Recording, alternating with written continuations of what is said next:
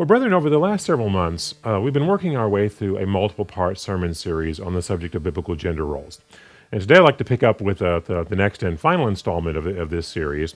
So if you'd like a title for the sermon, it's Biblical Gender Roles Part 6.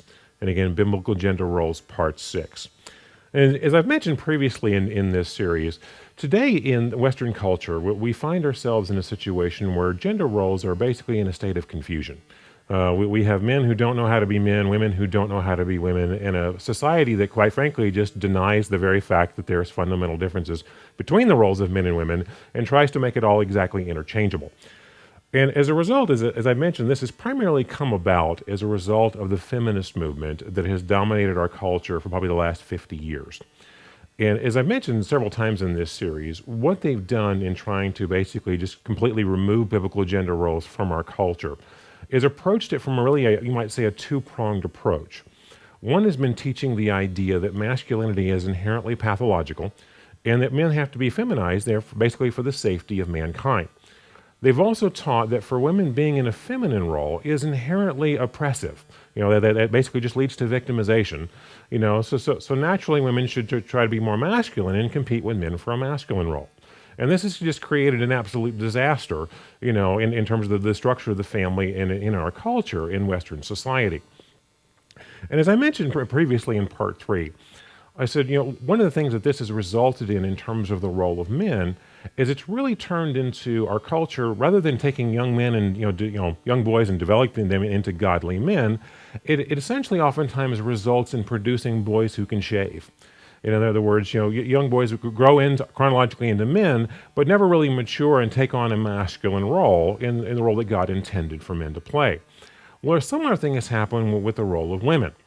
In regards to women, again, we have a culture that tries to just basically erase the entire concept that there are fundamental differences between men and women. And it tries to make us exactly interchangeable. So instead of having a culture that teaches young girls how to grow up into godly women, essentially what it tries to develop them to be is men who are biologically capable of bearing children. And the reason I mention that is, as I mentioned, our culture very much tries to treat men and women as they're exactly the same and completely interchangeable. But there's one fundamental difference that you just can't deny between men and women. Women have babies and men don't. You just can't deny that one. Regardless of how much indoctrination you try to give people, that's just a fundamental fact that just does not go away. So essentially, when they try to teach girls to basically grow up to be exactly like men, what they're trying to produce is men who are biologically capable of bearing children. So what I'd like to do today is focus up and finish up our, covering this series by covering the rest of the role of women. And let's look at more fundamentally at what God intended the distinct differences of the role for a woman to be, again, as opposed to a man. And see how this whole idea of really rejecting the whole feminine role that God describes for us in the Bible and trying to be, men who are biologically capable of bearing children, is, as we're going to see, the Word of God basically says, to us, actually directly says, that this is blaspheming the Word of God, for women to completely reject the role that God has intended for them. So to go through this in detail, let's start off, first of all, by turning over to Titus chapter 2. It's Titus chapter 2. And if you have a ribbon in your Bible, you probably want to put it in this particular chapter, because we're going to move around in the Bible today. We're going to come back to this chapter a number of times. And what we're primarily going to focus on today is Titus 2, verse 4 and 5. But just to get the full context here, I'm going to start off in verse 1 so we understand the full context of this section of Scripture.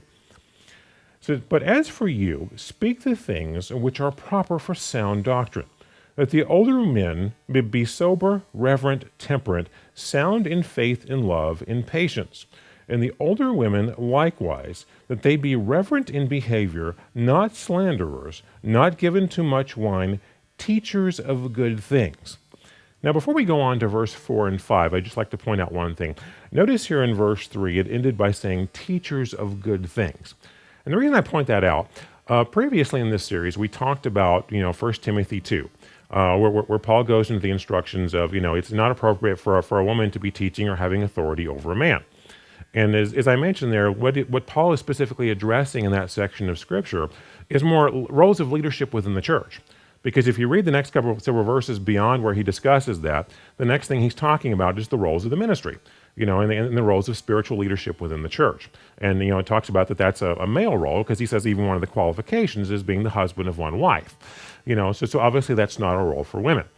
And as we talked about that, I mentioned that, this obviously doesn't mean that women don't have, they're not intelligent or have valuable experience that they can pass on and teach others, because they certainly do. It was just simply explaining that it's not their role to be, in the ministry and in teaching and services. Because then I point out here in verse 3, he specifically mentions he wants the older women to be teachers of good things. So he wants them to be teachers. He wants them to pass on their wisdom and their experience. There's just appropriate context for that. Now, as we're going to see here in verse 4 and 5, he's going through and basically telling the older women should be instructing the younger women. And he gives them a number of criteria of things he wants them to be teaching them.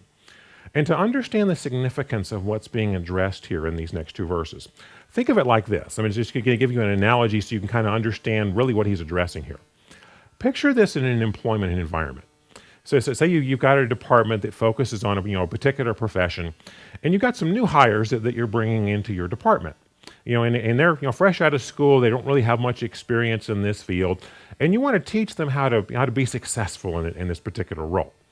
So one of the things you typically do in a case like that is you get some of your older, more experienced employees who've shown from their performance that they're top performers and they're good at this job, and you assign them to kind of work with some of the newbies that you just hired to teach them and mentor them how to be successful in this role. Well, if you're going to do that, what is the experienced employee going to focus on of what they're teaching the newbie, the new hire in this role? They're typically going to cover the core fundamental elements, the things that you got to master to be good at this profession, because they want to develop them a good foundation in how to fulfill this role. That's what's happening here in this verse.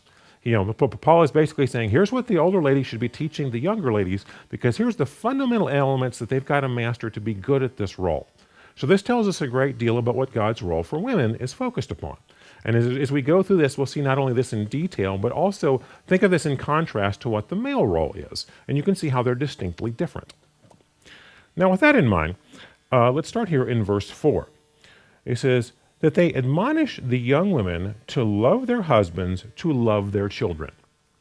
Now, oftentimes when we think about love in a biblical context, what immediately comes to mind is the concept of agape love.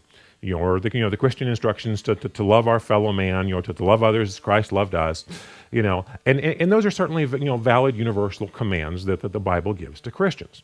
That's not really the concept of what this verse is getting at, but because as we're going to see here, the meaning of the words here of what Paul is referring to get more at the fundamental focus of the role of women, of what he's really trying to express here. Because there's two different Greek words here that are translated into the phrases love their husbands, love their children. They're unique terms. In fact, it's two separate different Greek words, and both of them are only used once in the entire Bible, and it's in this particular scripture. So they're unique terms. It's not the agape love term that we're used to being in 1 Corinthians 13 and in various places all throughout the Bible. These are unique terms. So what are these terms really getting at?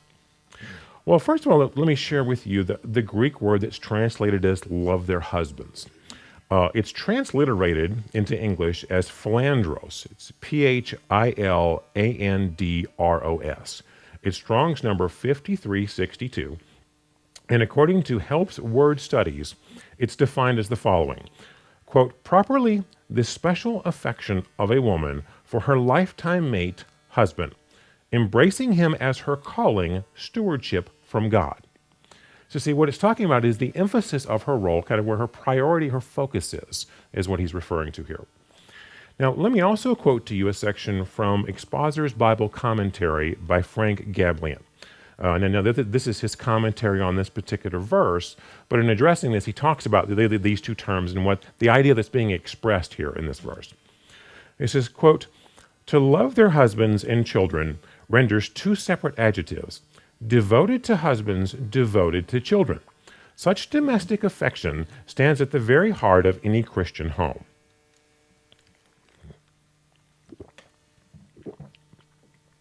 Now, what he's getting at here is again the focus of, you might say the priority, the emphasis of the role he's having for a woman here. What he's getting at here is the concept of being nurturers of the family. That's a major priority for the role of wife and mother. Now, to understand this a little further, let's also look back at Adam and Eve in the garden and how God kind of established these roles going forward, and contrast these to kind of see some of the fundamental differences between the male role and the female role. Because we're going to see that there is certainly crossover in some of this, but you're going to see kind of the distinctly different emphasis of how he created them. So to do that, let's turn over to Genesis chapter 2. And again, you might want to keep your ribbon there in Titus, because we're going to come back to that a couple times today. Genesis chapter 2, and let's start first in verse 18 here. Now, when verse 18 is addressed here, this is prior to Eve even being created. But this is our first reference here where God talks about the need to create Eve. And he says in verse 18, "And the Lord God said, 'It is not good that man should be alone. I will make him a helper comparable to him.'" In other words, this is the role he had in mind for Eve. She is to be the helper to him. But now let's also contrast this with comments he makes to Adam about his role. And again, we'll kind of see some fundamental differences in the emphasis of what their roles were for. Look back up to verse 15 in Genesis chapter 2. It says, "Then the Lord God took the man, put him in the Garden of Eden to tend and to keep it." Now, as I explained in part 3 of this series, this is God establishing basically Adam's profession. He said his role was to be the gardener. And as I mentioned last time, he kind of tried to set Adam up for success here in establishing him in his role before Eve is even introduced into the equation. But my point is here is, look, he makes a point of saying, Adam, your role is you're going to be the keeper of the garden. This is your profession. This is your focus. Because it's not just about tending the garden. This is his profession, and his role is to be the provider of the family, of what we would call today the breadwinner, and that's the kind of the primary focus of his role. And the reason I point that out is if you notice in the instructions here in these chapters, mentioning to Eve, never do you see the comment where it's made to Eve, well, Eve, your major responsibility is to tend and to keep the garden. That's never stated. Now, I'm not saying here that there weren't times that Eve didn't also, assist Adam in doing that. Nor am I saying that Adam didn't also have, roles, as you might see, nurturing the family, of caring for their children and things. There's obviously some crossover there. But what you can see here is a significant difference in the emphasis of the roles they were supposed to play. And we can also see that if we look at God's conversations with them in terms of the consequences that would happen to them after they rebelled against God. Because, in chapter 3, it explains to us that, God gave Adam and Eve basically one major rule. The tree of the knowledge of good and evil, leave that one alone. Everything else is yours. Follow one rule, just don't touch that one. So of course Satan goes out, to basically tempt them to break the one rule. And as we know, he was successful in doing so. And after all of that happens, we have recorded in chapter 3 different conversations where God has a conversation with Satan, and then with Eve, and then with Adam. And the subject of those conversations is the consequences that would come to all three of them as a result of their part of this rebellion. But now to understand the significance of what we're going to look at here, look at this in a larger context. As we've taught in the Church of God, I know my entire life, the two trees in the garden, of course they were two literal trees, but they also symbolize two different ways of life. Because we have the tree of life and the tree of the knowledge of good and evil. And as we've always taught, the tree of life, basically symbolizes looking to God as the source of knowledge, following his way of life, following his instructions. The tree of the knowledge of good and evil, was more self-determination, I'll figure it out on my own, don't need God, really following Satan's way of life. So what happens here, when Adam and Eve basically reject the tree of life and they take the knowledge of good and evil, they take from that tree. But basically what they're doing here is rejecting God as the source of knowledge and following him and following Satan's way of self-determination. Now think about that in terms of the consequences that's going to have upon their life. That's not going to just affect a couple of areas of their life. Rejecting following God and deciding to do things their own way is going to have a universal effect across all of their life. But when God addresses the subject of consequences with them, he only addresses a couple of areas. And he's very specific in what he addresses. But if we look at this, we're going to see this is consistent with what the primary emphasis of what their roles were. So let's notice now in Genesis 3, and we'll start in verse 16. This is where he starts his conversation with Eve. It says, "To the woman, he said, I will greatly multiply your sorrow and your conception. In pain you shall bring forth children. Your desire shall be for your husband, and he shall rule over you." And now in part 4, we went into great detail covering what the latter part of verse 16 here is actually saying and what that means, so I'm not going to recover that again. But just what I want you to notice here in what he's addressed with Eve is basically two things. He's basically addressed how this would affect her relationship with her children and her relationship with her husband. Think about that. That's completely consistent with what's her role? Devoted to husband, devoted to children. And what is he addressing? This is how this is going to affect your relationship with your children, your relationship with your husband. He's addressing how this was going to be affecting her primary role. Now let's also read on of what he addresses with Adam, because we're going to see some interesting things here too. In verse 17, "Then to Adam he said, because you have heeded the voice of your wife, and have eaten from the tree of which I commanded you, saying, you shall not eat of it. Cursed is the ground for your sake. In toil you shall eat of it, and all the days of your life, both thorns and thistles it shall bring forth for you. And you shall eat of the herb of the field, in sweat of your face you shall eat bread, till you return to the ground, for out of it you were taken, and for dust you are, and to dust you shall return." What is he addressing with Adam? Here's how it's going to affect your profession. Here's how it's going to affect your role as provider of the family. You're going to have to work a lot harder. It's going to be a lot more difficult for you than if you'd stayed in the garden and did what I told you to do. So he's saying this is how it's going to affect, the primary part of your role as provider is going to be a lot harder. And he's told to Eve, well, your role as nurturer of the family, caring for your husband and for your children is going to be a lot harder in both cases. Now, what's also an interesting observation, if you look at these two, it's if you just look at how men and women in general tend to be psychologically wired, it's consistent with these things.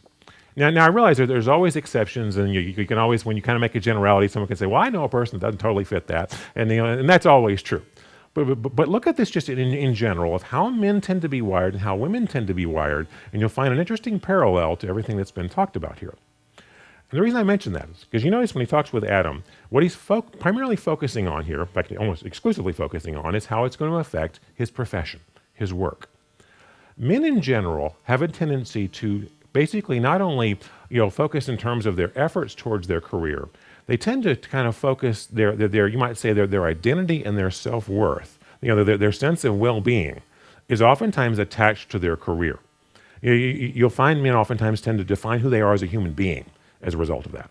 And what I mean by that is, if you look at a man who has been, unemployed against his will, at some point for extended periods of time, you can find that it can be very psychologically very difficult for a man to deal with. And I mean, and much more beyond just the issue of the loss of income. Of course, because for anybody, if their source of income and support is cut off, that can be difficult. But for a lot of men, that can be psychologically devastating, outside of the issue of just the loss of income.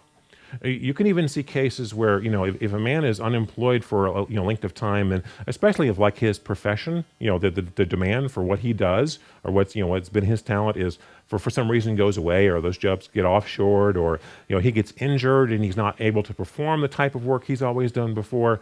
I mean, men can literally get to the point where they're committing suicide as a result of this situation. Because for them, it's not just an issue of the financial support being gone, it's the threat to their very identity and their sense of self-worth and how they have defined themselves. You'll oftentimes find women are wired a bit differently in this regard. Women tend to define their identity and their self-worth more often in their relationships, than they do necessarily with a career. Not that a job is not important to them, and of course a source of income is as well. But again, oftentimes women tend to have a broader sense of how they define their self-worth and their identity as a human being. But my point here is how we are psychologically wired oftentimes correlates with these roles. And as I was going through kind of studying this subject and kind of noticing a lot of these parallels, I tend at times to have kind of a sarcastic sense of humor. When I would see some of these corollaries, I would kind of sarcastically joke and go, It's almost like somebody planned it that way. It's almost like it was done by design, because it was. This was done by design. God designed us and created us for different, unique roles, and that's why He made us inherently different. And He made our psychological and emotional makeups oftentimes consistent with these as well, because He designed us for different purposes. Because that's what He had in mind. So it was done by design. Now realize, let me also clarify one other thing here. I'm not saying that there's not crossover here. Obviously, yes, Adam's role, or the role of men is to be the provider for the family. That doesn't mean he doesn't also have responsibilities for nurturing his children as well, and caring for them. It's just the primary emphasis. It also obviously doesn't mean that the wife and mother isn't also contributing to the household, providing for the family. I'm not saying that that's inherently bad for there to be crossover. There naturally is. But what I'm getting at is that there is inherent differences in the focus of where this is going.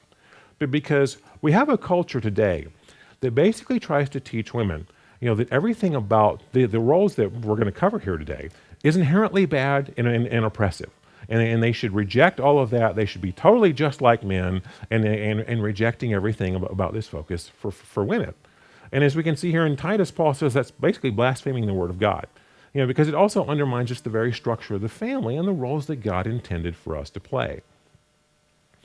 So now let's also turn back over to Titus chapter 2.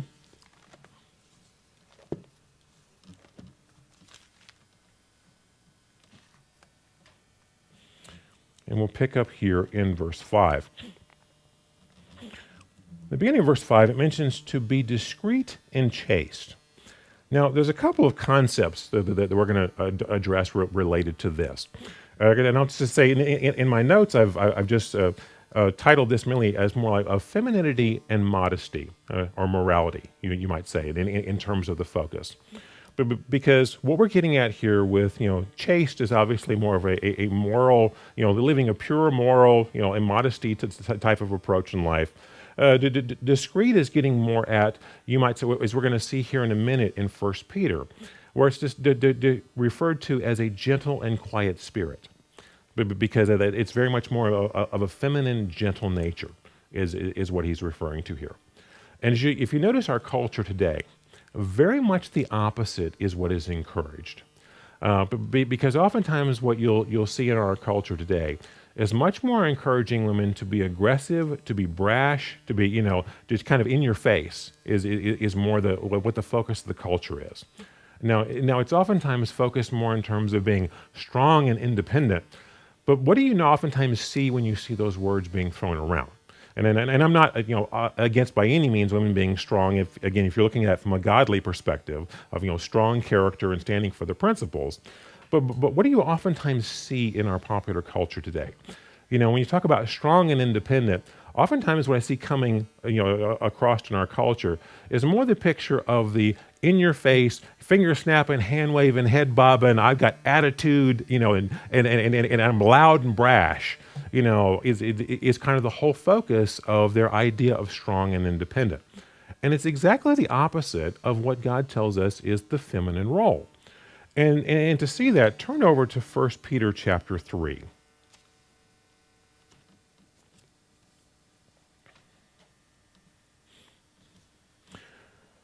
1 Peter chapter 3, we're going to pick up here in verse 1.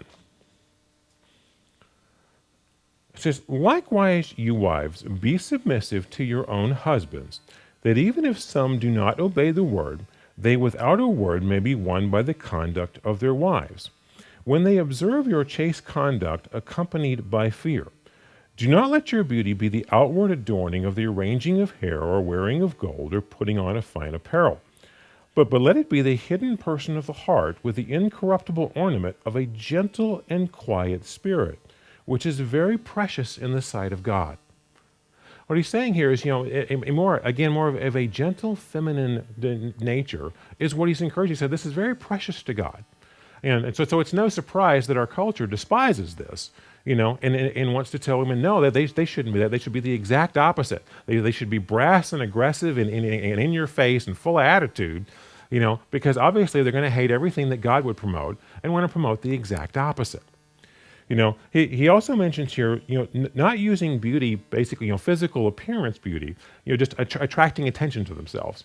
And of course, he's not trying to say that it's inherently bad for women to dress nicely, but he's saying don't let your physical appearance, your beauty, be your self worth. And that to be the focus of how you present yourself. Because again, look at what our culture encourages today. Again, typically it's the very opposite of a gentle and quiet spirit. It's also typically the exact opposite of, as we read, chaste, there in Titus. It's typically teaching them into, as I heard one speaker put it as I was doing research for this particular sermon. She said it's basically a culture that encourages women that they should dress and behave like strippers and hookers, and they should expect to receive the respect of a lady at the same time, which is inherently a contradiction. But they're constantly encouraged to behave in that way.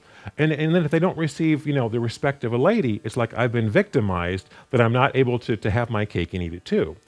Which is a very delusional, idea in how this is put across. But just think about the whole concept of what our culture puts across as kind of the idea. Again, it's the loud, brash, very immodest, very, kind of overtly immoral type of behavior.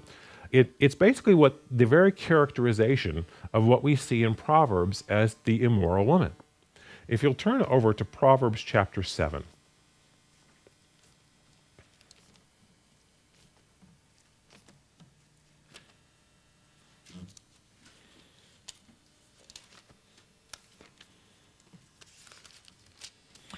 Now, Proverbs 5, 6, and 7, if you've read through these chapters before, and we're only going to cover a brief part of this, but just to summarize here, in Proverbs 5, 6, and 7, the primary emphasis here is a warning to young men not to be taken in by immoral women. But basically, warning them, when you see this, run in the other direction.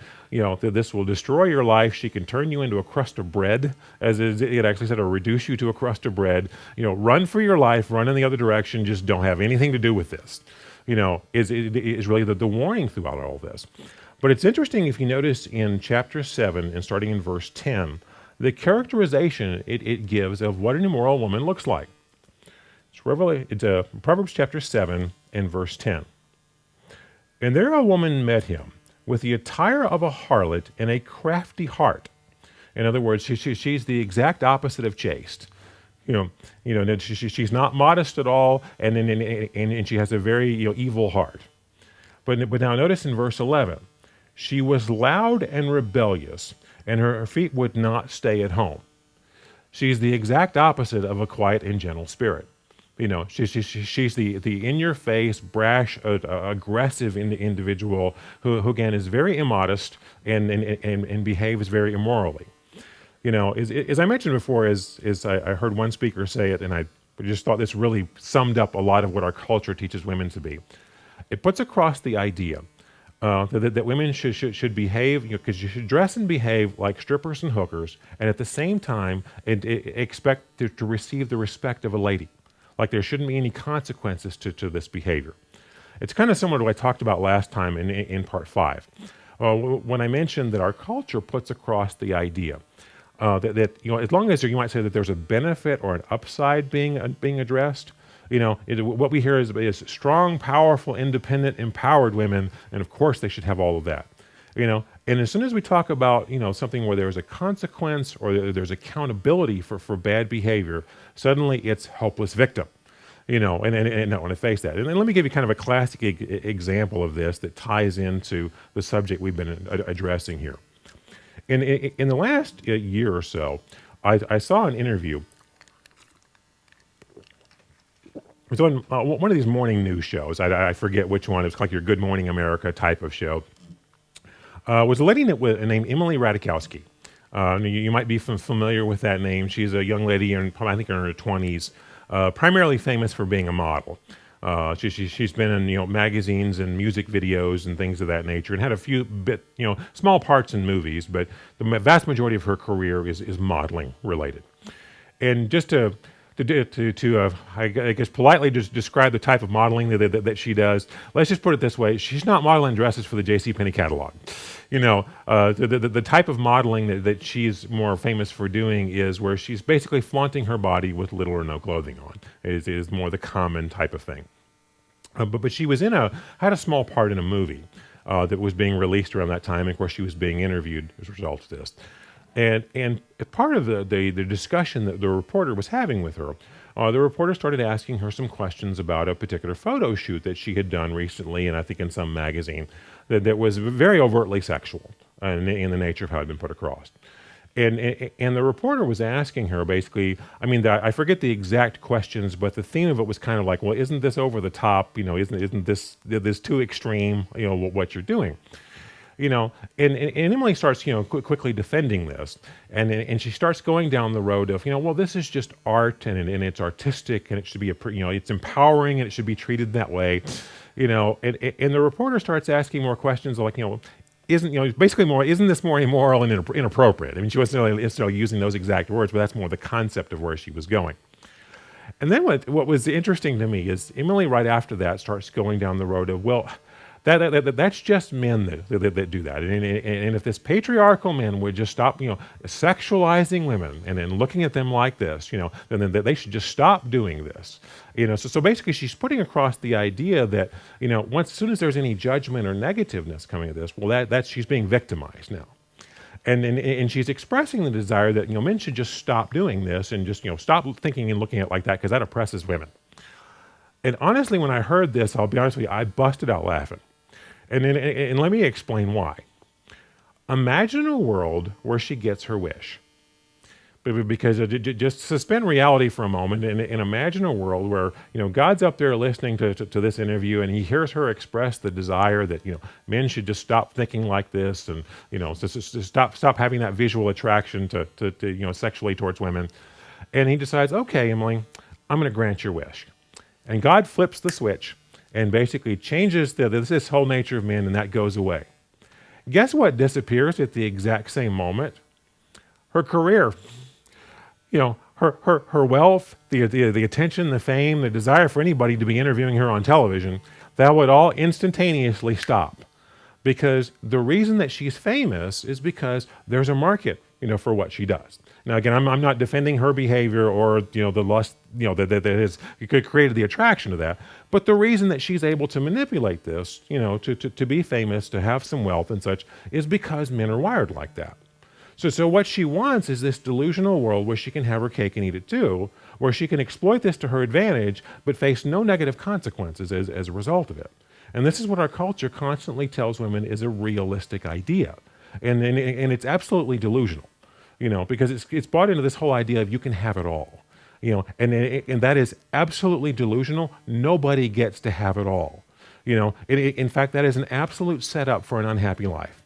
Because think of it like this: happiness equals reality minus expectations. If your expectations are you're going to have it all, reality's never going to live up to that, and you're going to be perpetually unhappy, and that is just a reality of life. And that is what our culture in many ways has kind of set women up to be, is they're very much encouraging them to be the opposite, of everything that God has said, and then to expect that they can do that with no consequences, which is just crazy. Now, turn back over to Titus chapter 2, and we'll pick up here on the rest of part 5.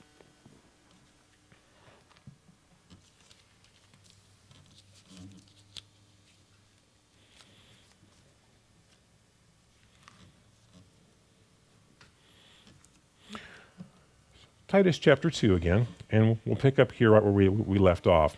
After Chase, the next main things it mentions is homemakers. Now this is the Greek word here for homemakers is basically exactly what the English word implies.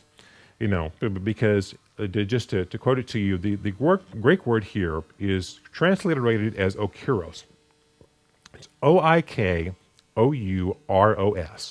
It's Strong's number 3626. And according to the Complete Word Study Dictionary of the New Testament by Spiros Theoides, it is defined as a keeper at home, one who looks after domestic affairs with prudence and care.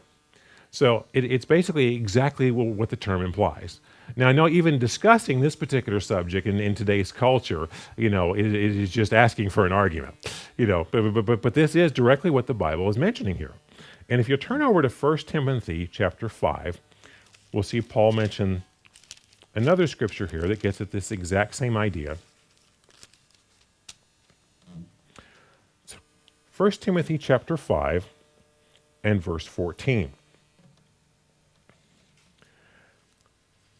It says, "Therefore I desire that the younger widows marry, bear children, manage the house, give no opportunity to the adversary to speak reproachfully." Now, the phrase here, manage the house, if you look at the Greek word, it has the exact same meaning of what the English is saying here. And I'm not even going to try to pronounce this word because I'm sure I'll butcher it. But it's translated into English as OIKODESPOTEO. It's Strong's number 3616. And according to the Complete Word Study Dictionary of the New Testament by Spiros Sahaites, it is defined as to govern or manage a household or the domestic affairs of a family. So as you can see, it means just exactly what the English words say. And again, we're getting at this concept of, again, the nurture of the family or the keeper of the home. Now, as you can see here, there's a distinct difference here because if you look at the role of men, never do you see these terms used specifically towards the role of men. So you can see an obvious difference of emphasis of what God intended here. Now, there's also another interesting lessons that we can kind of glean from this. As I mentioned before, God created us in mind in terms of our wiring with these kind of roles in mind.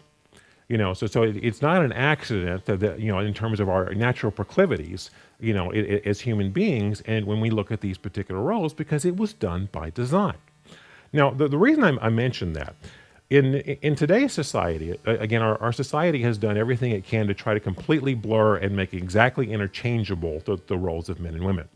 And lots of couples basically, approach it in that way. And again, obviously, there is, crossover. And again, I'm not trying to say one is always on one side and always on the other. That's not the case. But if you kind of watch where the emphasis of our roles are, God created us with this in mind. And the reason I mention that is oftentimes one of the things that can create conflicts in marriage.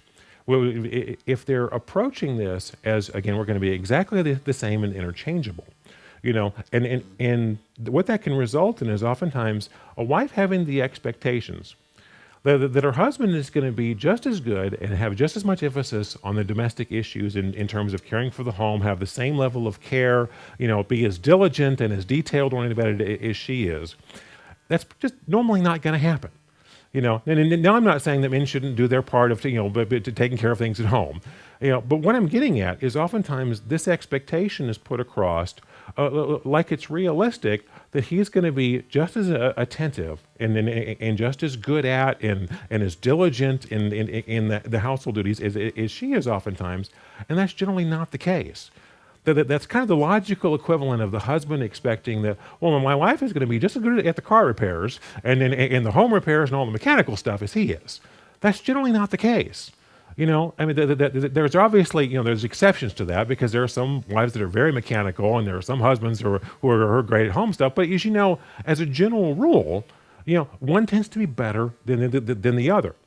But one of the things that you'll see oftentimes even put across in our TV and movies, quite often, is, especially in sitcoms and stuff, where the husband is constantly being belittled, in the show because he is not as good at these things as the wife is.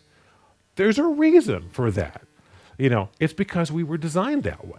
Because obviously if you're God and you intended for this to be more predominantly something that the wife would do than the husband, you would create them more likely to have those proclivities, to be better at it because that's just consistent with what your plan was.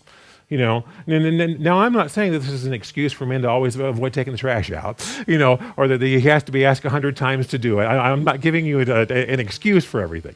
But I'm just saying, look at this realistically. Because again, to expect that that's going to be exactly the same way is the logical equivalent of the husband expecting that the wife is going to be as good at repairing the cars and staying up on the maintenance of that as much as the typical husband is, which is generally not the case.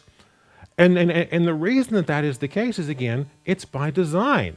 It is because somebody planned it that way, because God did plan us with these differences in mind because He had different roles for us in mind, And again, this doesn't mean that there's not, that there's not crossover.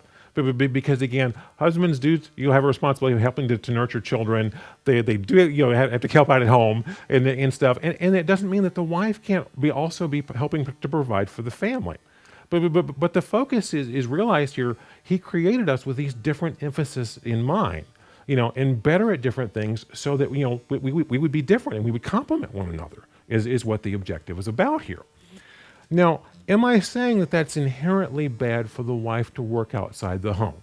Because I know that can be a hot topic at times. No, I'm not saying that. And if you turn to Proverbs chapter 31, we can see clearly that that's not the case.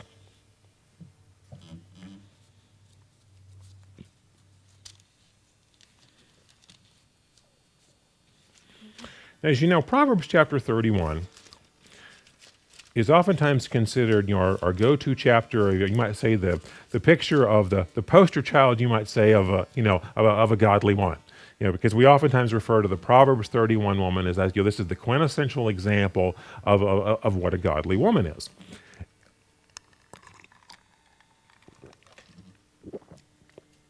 And we're not going to read through this entire section of the chapter that covers this.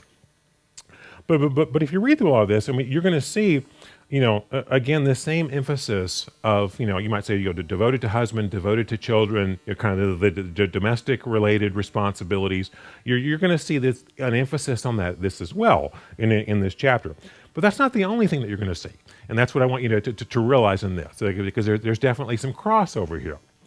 So start off here in Proverbs 31 in verse 10. It says, "Who can find a virtuous wife? For her worth is far above rubies, and the heart of her husband safely trusts her. So he will have no lack of gain. She does him good and not evil all the days of her life. She seeks wool and flax, and willingly works with her hands. She is like the merchant ships and brings her food from afar.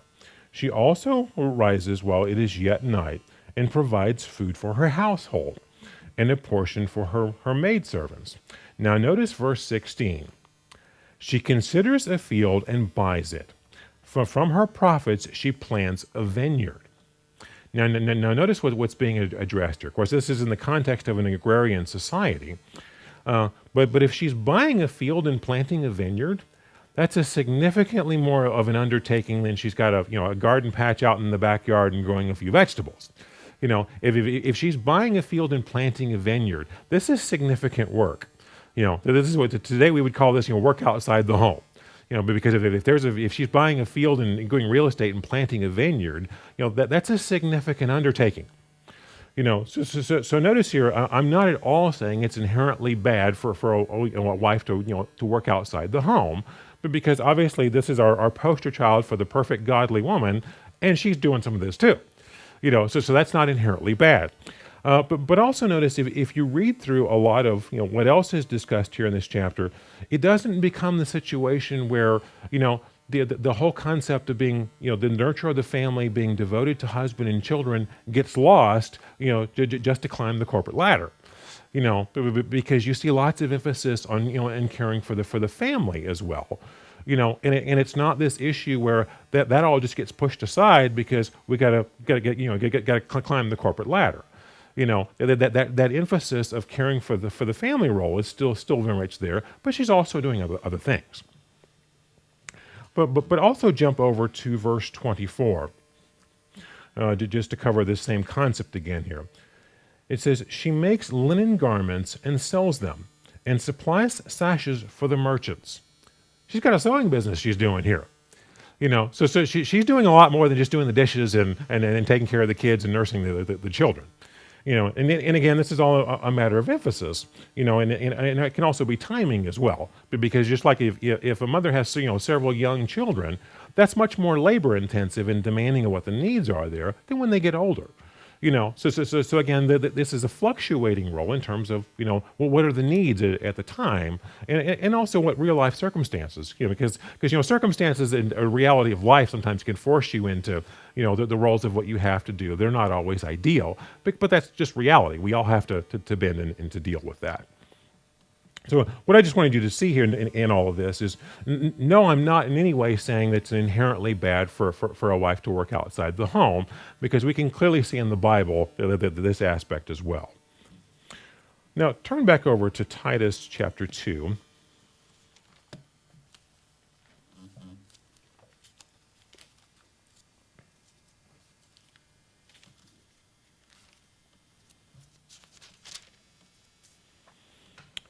And we can finish up here in verse 5. It says, obedient to their own husbands, that the word of God may not be blasphemed. As I mentioned here before, our culture tries to basically, to teach young women to be men who are biologically capable of bearing children. To basically reject everything God says about a feminine role and take on the masculine role. As we can see here from the Bible, first of all, that's directly blaspheming the word of God, because he covers all the basic fundamental elements here of the female role and says you want to emphasize this and fulfill these roles, that you're not blaspheming the word of God. So God does not buy into this feminist idea at all. But to notice our last concept here, it says obedient to their own husbands. Now this is getting at the concept of submission. And we talked quite a bit about this in the fifth installment of this series. So we talked about this last time. So I'm not going to kind of cover all of that ground again. But but one of the things I mentioned last time, this whole concept of submission in marriage, of wives submitting to the leadership of their husbands in marriage, is just considered absolute anathema in our culture today. I mean, if you want to start an argument and get people wanting to fight, just bring up that concept. But as I also mentioned, what is probably more common in the Church of God in addressing this is not necessarily rejecting the whole idea. It's treating it, as I mentioned last time, kind of like a liberal's view of tolerance. And as I mentioned last time, if you're familiar with, our current culture today, oftentimes you'll see people who are, you might say, from a liberal kind of leftist point of view in terms of politics. They talk about about the concept of tolerance. But what you'll oftentimes find is if you disagree with them, you're going to see no tolerance whatsoever. Because very quickly you're going to find if you disagree with them, they have absolutely no tolerance for your point of view. But because they look at it like, essentially, if you disagree with them, well, that's hate speech, and I don't have to tolerate hate speech. So really what it comes down to is it's really just words that they talk about. But because in their mind, well, yeah, they tolerate people, those that exactly agree with them. Well, you don't have to tolerate somebody who completely agrees with you. You only have to tolerate someone who significantly disagrees with you, and you're respecting their right to disagree. See, sometimes the submission gets looked at the same way. And it's looked at like this. Well, yeah, I submit to my husband as long as I agree 100% with his decisions. Well, you don't have to submit to someone who you agree 100% with their decisions. You're just both doing what you completely agree with.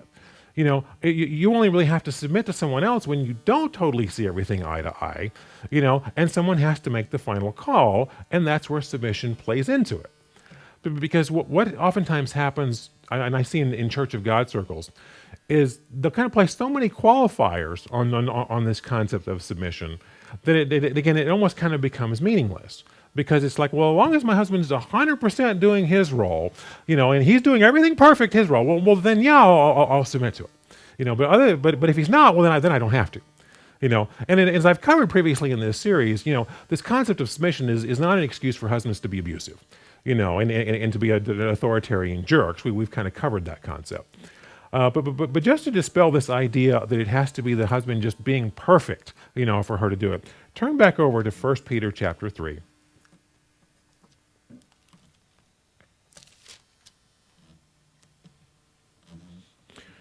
In 1 Peter chapter 3 and verse 1. Likewise, you wives, be submissive to your own husbands. And now notice this next phrase. That even if some do not obey the word, they without a word may be won by the conduct of their wives, when they observe your chaste conduct accompanied by fear. Now, a husband who's not obeying the word, is he perfectly fulfilling the godly role?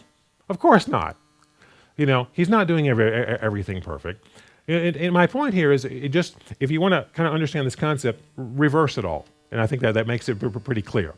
In other words, picture a situation where husbands looked at it and said, well, I don't have to fulfill the commands to love and and dwell with understanding with my wife unless she's perfectly submitting and doing everything perfect as a wife. Well, then I'm exempt to showing love and understanding. Would anybody buy that argument? Well, of course not. But because you look at it and say, no, you have to show love and understanding because that's what you agreed to when you got married. When you gave your marriage vows, you agreed that you're going to love your wife as Christ loved the church. That's how the deal works. And that's right.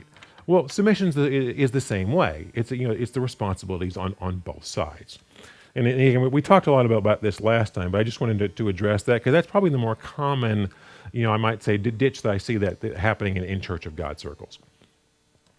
And to sum all this up, as I mentioned in a lot of this series, our current culture has tried to, as much as it can, to basically completely erase the concept of biblical gender roles from our culture.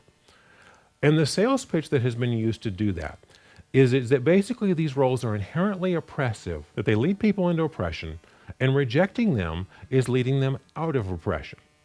And what I want you to see kind of is to wrap up with this, that is the exact opposite of the truth. In fact, I'll explain this statement a little bit later as we go forward. But what has happened here in the U.S. and in other Western nations with this feminist movement is essentially Genesis 3 on a national level. And I'll explain that comment here in just a few minutes. But just on this whole idea of oppression, in these roles dealing with oppression. If you look at just societies that are oppressive in basically the 20th and 21st centuries, I think it would be easy to argue that some of the most oppressive societies that we have seen throughout our lifetimes of, all those of us hearing this in the 20th and 21st centuries have been socialistic communist societies. If you're familiar at all with the history, especially throughout the 20th century, these are the nations you would typically see people risking their lives to try to escape from.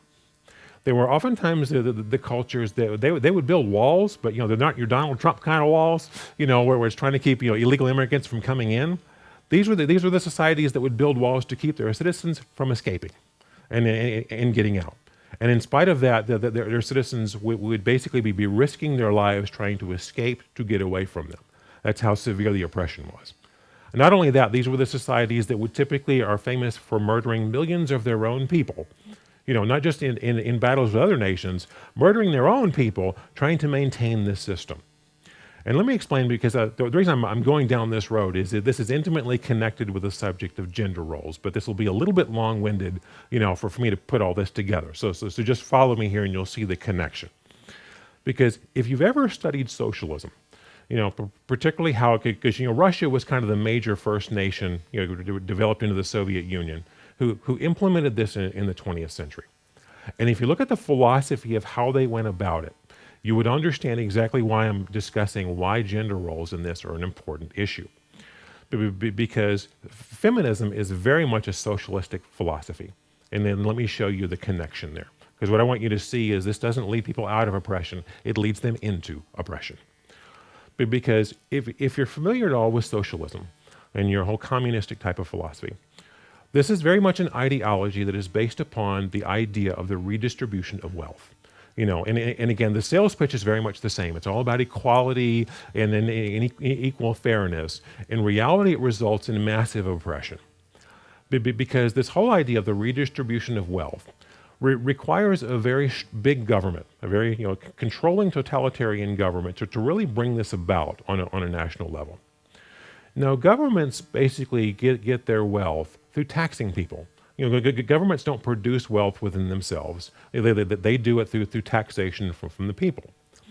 Now, if you have a society that looks like the U.S. did from about the 1960s and prior to that, where the norm more or less was the husbands were the breadwinners who were out in the workforce. More often than not, the women were wives and mothers. primarily taking care of the home, and again, very much making a very meaningful contribution to society, but doing so in such a way that's not so easily taxed. Now, if you're a society that wants to implement this type of socialistic control of people, you need funding for this large government to be able to do this. So one of the things that's in your benefit is to convince the women that we need to get them all. The home is inherently oppressive. You need to get them out into the workforce because it accomplishes a couple of things from a state level. One, it doubles your workforce. And if you can get the other half of your adult population out into the workforce in terms of what your nation can produce, from a business perspective, it doubles your tax revenue. In other words, you have twice as many people now that you can now pull income from, and basically to increase the wealth that you have to be able to implement this overpowerful state. Also, because this system always basically implodes upon itself, because again, if you look through history through the 20th and 21st centuries, your communist nations, and socialist nations always implode upon themselves at some point. It requires a lot of indoctrination to get people to try to buy into this idea. So the other thing that you can accomplish, if you get all the moms out of the home and working, you're now requiring daycare. If you can get state-run daycares, you can start indoctrinating the children at a very young age, and start basically shaping their minds to this whole system. Because a strong family unit is in opposition to a totalitarian government in this regard, is basically what happens. And again, if you study the history of all of this, you'll find that this type of approach for gender roles was a fundamental element to how Russia went about trying to implement socialism, communism, because this is very much so this type of philosophy. Well, if you're familiar with the Soviet Union and other nations like them, what this resulted in was murdering millions of their own people and an oppressive society that people were trying their hardest to wrest their lives to flee from and to get away from. And again, if you look at the whole subject of gender roles, the erasing of gender roles as God describes it in the Bible was a fundamental element to this entire system. Because what I want you to see is this doesn't lead people out of oppression, it leads them into oppression. Because God knew exactly what he was talking about when he established these particular roles. And this is basically how it tears apart the family. Because the other thing that you want to do in a socialistic society is encourage single parenthood. Because single moms are more likely to be dependent upon the state. And you want them dependent upon this all-powerful state, because that's kind of the totalitarian control idea. And they're more likely to raise their children to be looking towards the state as well. And again, this also gives you this totalitarian control. Because think about, I mentioned Genesis 3 on a national level. Think about what happened in the Garden of Eden, where Satan is basically, what was his sales pitch to Eve? God's cheating you out of equality. He's trying to hold you down and oppress you. Here, eat this fruit, it's empowering. But what was he doing? Leading them out of the Garden of Eden. They were in paradise. They weren't being oppressed. He wasn't leading them out of oppression, he was leading them into oppression.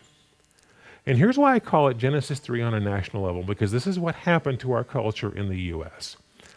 If you look at the story of what happened in Genesis 3, it reveals the fundamental weaknesses, you might say the most vulnerable areas for men and for women.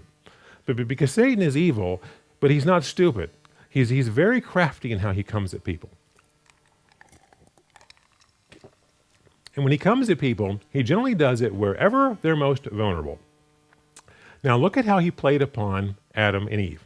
He went after Eve with a victim argument.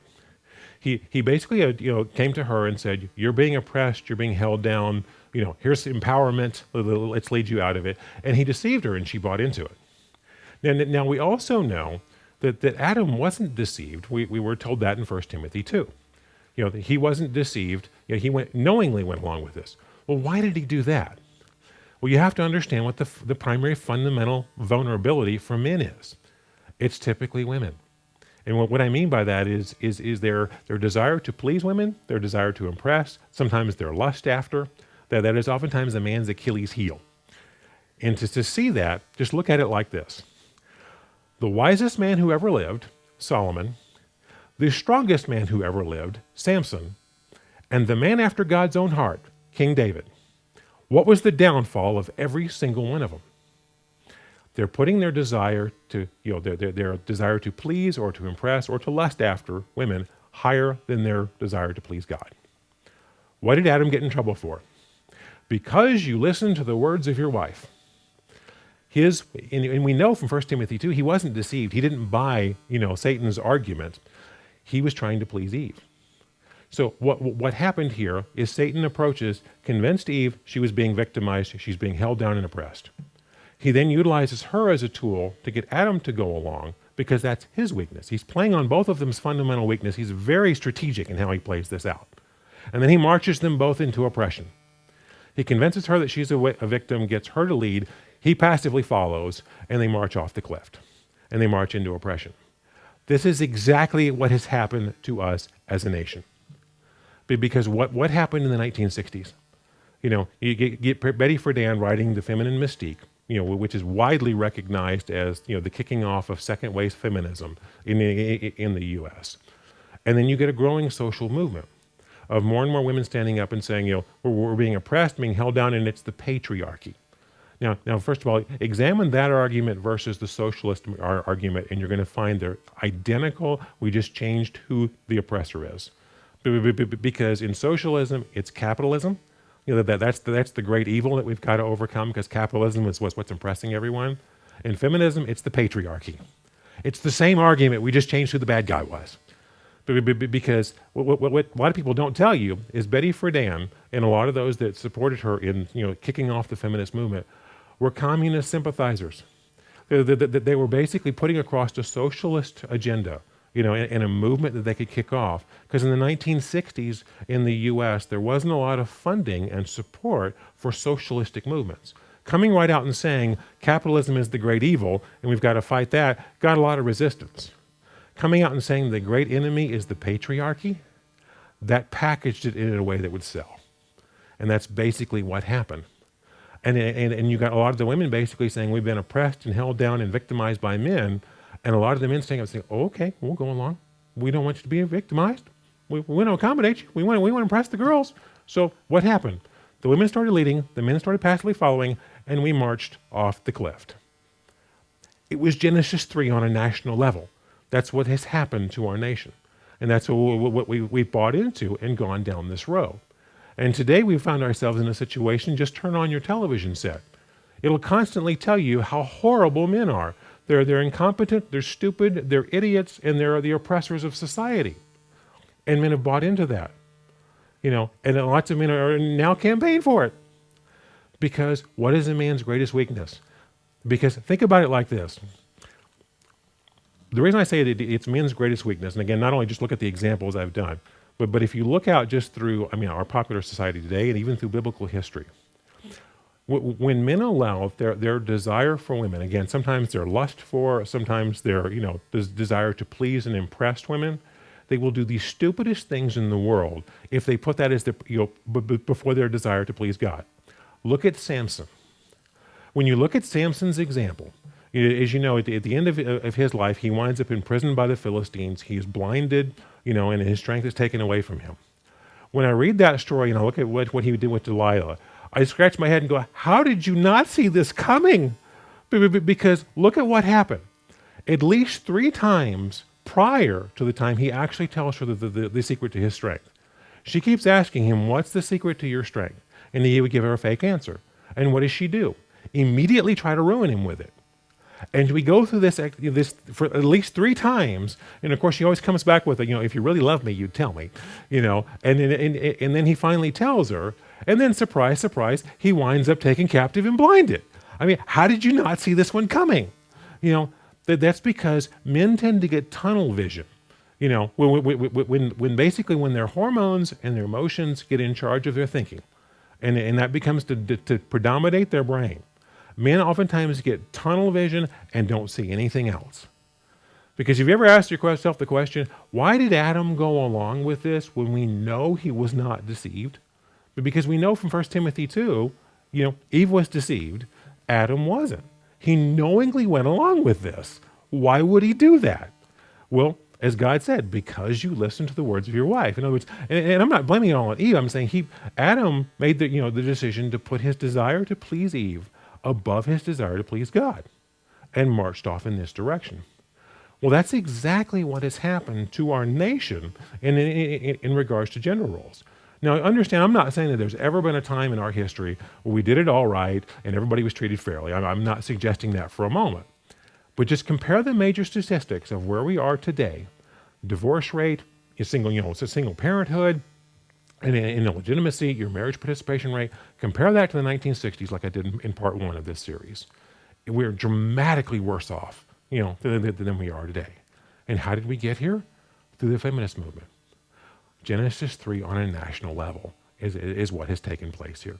And that's how we have thrown out everything that God has said and marched in this direction. But what I wanted you to see in making this presentation in this regard is, as I mentioned all throughout this series, the whole sales pitch and what our culture has tried to sell us on is the idea that gender roles, as God teaches in the Bible, is inherently evil and oppressive and just leads to bad, and we should throw it all out. That is exactly the opposite of the truth. It is just like, that's why I say it's like Genesis 3. Because what happened? Adam and Eve were in the Garden of Eden. Their life was pretty good. And what did they do? He told them that you're being victimized and you need to follow me, is what Satan did. And what did he do? March them into oppression and not away from oppression. And that is what has happened with us.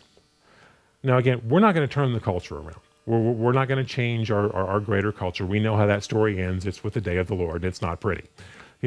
All that we can do is recognize how this culture has affected us individually, and try to rid this, this leaven, from our own lives and practice God's principles in our own personal lives. That's all that we can do as individuals, because we're not going to change the culture at large.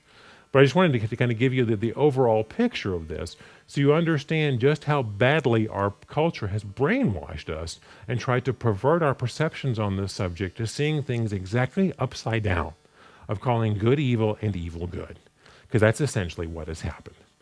Because the culture hasn't been trying to lead us out of oppression. It's tried to lead us into oppression.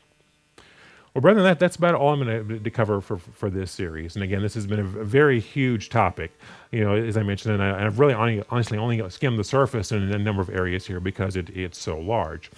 But I've ended each one of these sermons, but by saying tune in next time for the next installment.